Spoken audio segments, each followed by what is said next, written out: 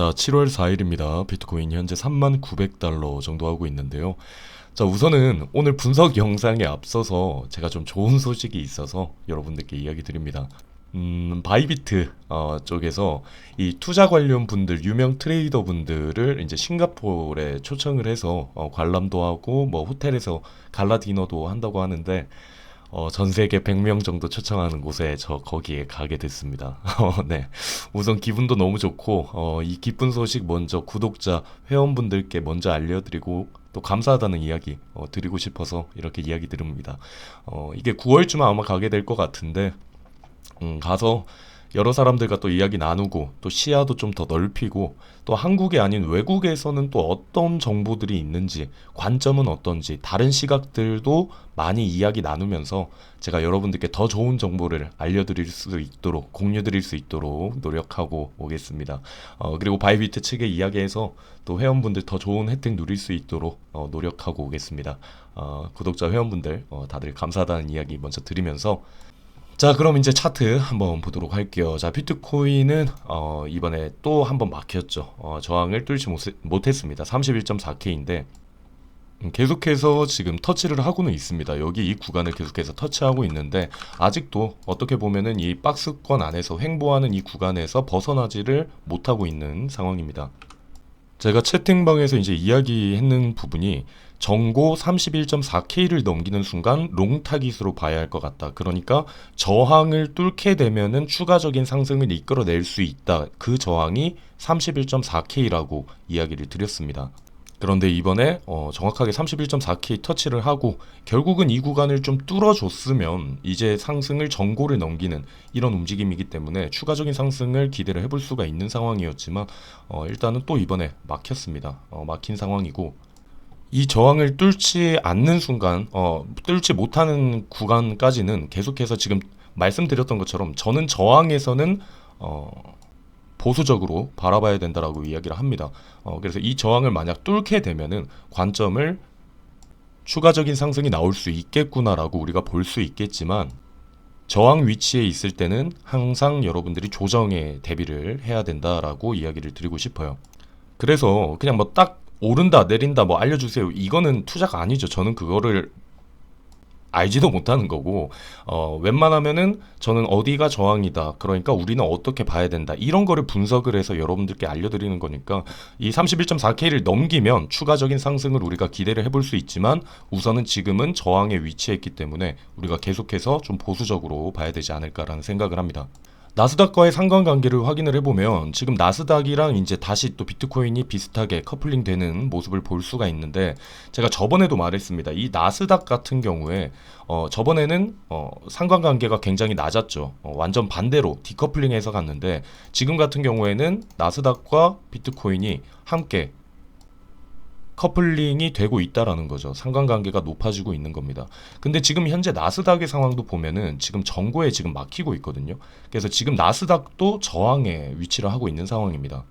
그렇기 때문에 우리가 전반적으로 일단은 조정을 항상 대비를 하고 있어야 된다라고 이야기 드리고 싶고 이번에 상승을 하기는 했었는데 이 상승의 요인이 보시면은 갈색고래 이 갈색고래 매수세가 강했습니다.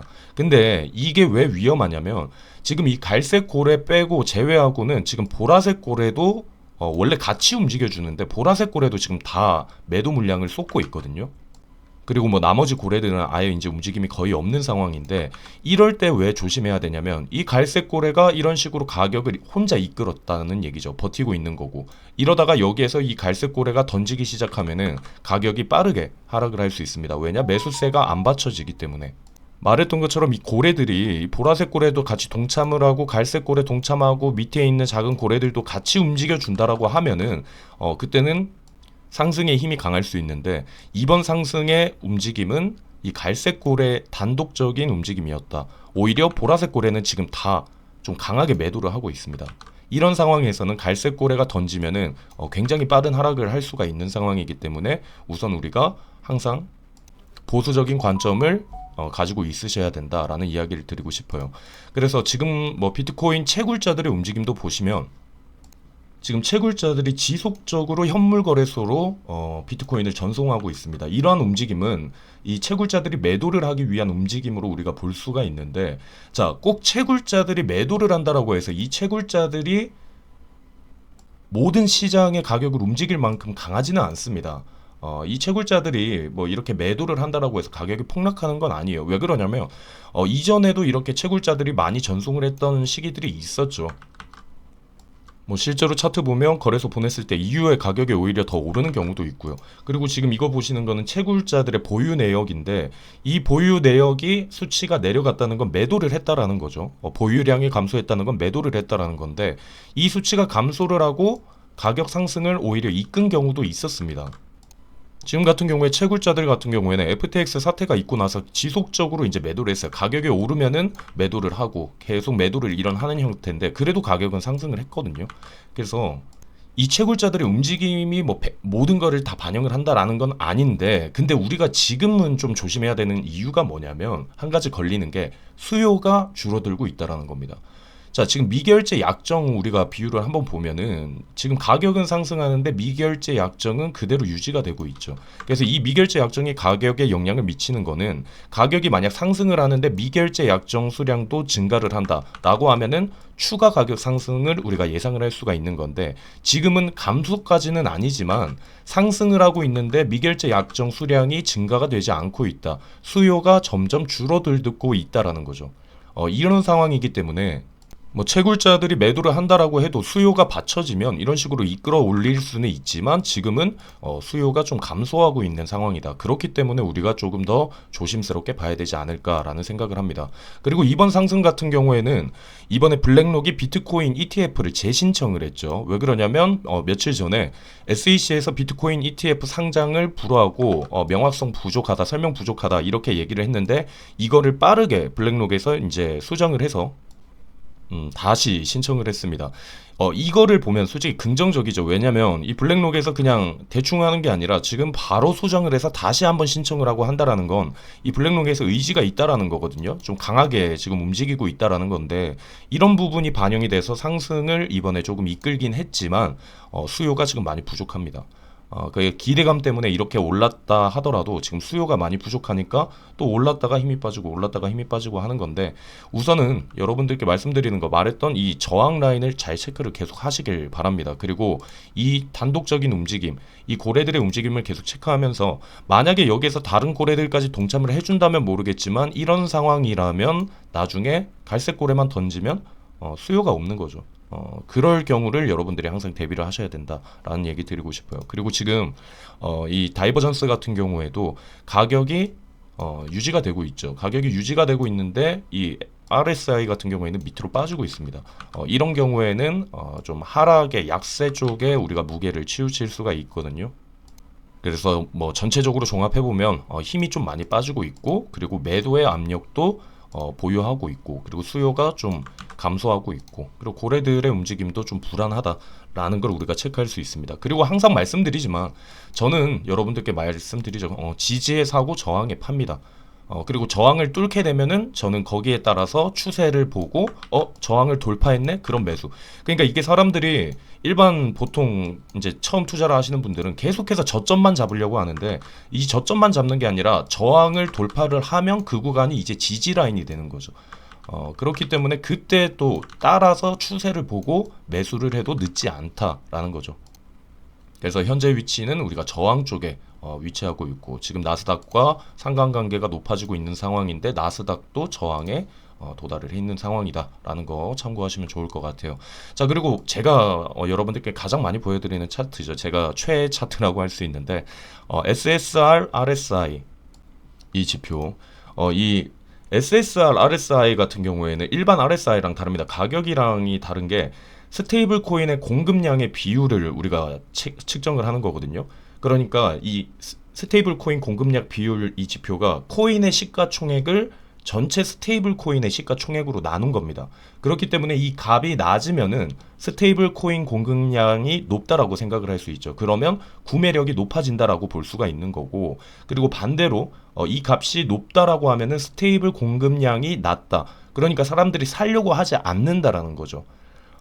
그런 거를 이제 지표화 시킨 건데 지금 이 RSI 같은 경우에 SSR의 RSI 같은 경우에 보시면은 레드존에 진입을 했습니다. 자, 물론 이 레드존 딱 진입한다라고 해서 가격이 떨어지는 건 또 아니에요. 근데 모든 지표는 100%짜리 지표가 없습니다. 뭐 100%짜리 지표가 있다라고 하면 뭐 그 지표만 보고 따라하면 뭐 다 부자 될 수 있게요. 그런 게 아니겠죠.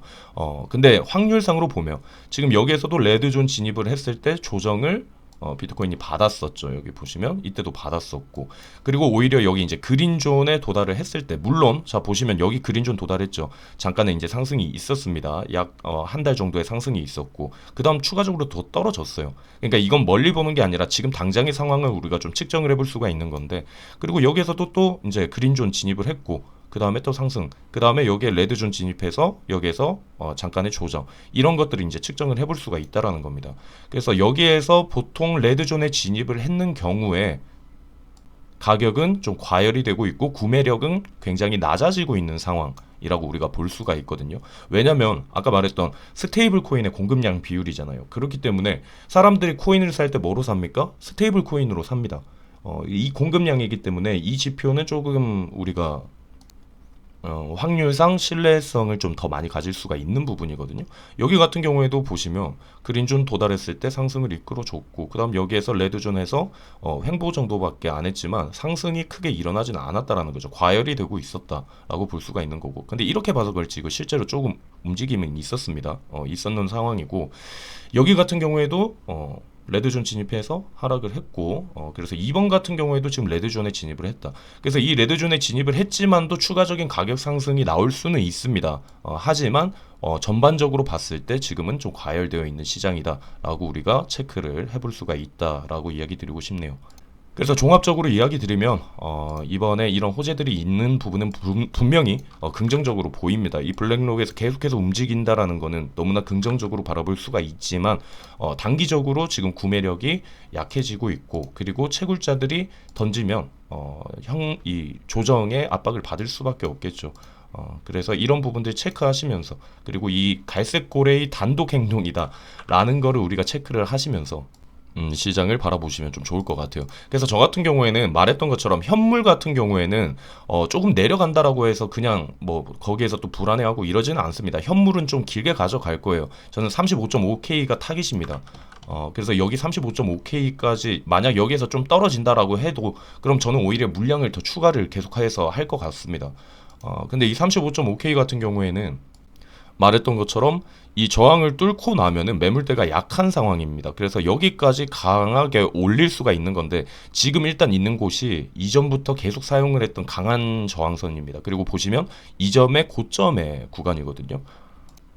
그래서 이 저항 라인을 만약 뚫으면 또 추매를 우리가 생각을 해볼 수가 있고 일단은 우리가 있는 위치가 저항의 위치를 해 있다. 그리고 매도 압력을 받을 수 있는 상황이다 라는 점을 체크하시면서 여러분들이 시장을 바라보시면 좋겠습니다. 일단 오늘 영상은 여기에서 마무리하도록 하고 이번에 또 이제 일정 있죠. 일정 있는데 보시면 지금 목요일 날 회의록 있습니다. 이거 신경 좀 쓰셔야 되고 비농업 고용 부분 확인을 우리가 해볼 수가 있고 그리고 이제 금요일 날 평균 임금 나옵니다. 이런 것들 우리가 체크를 하시면서 뭐 우선은 이번에 목요일 당장 있는 거 이제 이건데 이게 좀 중요한데 뭐 좋은 영향이 뭐 받을 것 같지는 않습니다. 뭐 제가 영상에서는 조금 말하는 게 조심스러워요. 왜 그러냐면 많은 사람들이 보기 때문에 제 말 한마디가 그냥 딱 그 얘기만 듣고 그러면 위험하네요. 근데 이제 그렇게 안 되면은 니 때문이네 뭐 이런 얘기를 하니까 제가 좀 구체적으로 이제 설명을 드리는 건 저희 채팅방에서 이야기를 드리거든요. 근데 저 같은 경우에는 뭐 긍정적인 방향이 나오진 않을 것 같다라고 지금 일단 바라보고 있기 때문에 이런 일정들도 여러분들이 체크를 좀 잘 해주시길 바랍니다. 우선 오늘 영상 여기에서 마무리하도록 하고 이번 한 주도 여러분들 좋은 일들 많이 생기시길 바라면서 영상 마무리하도록 하겠습니다.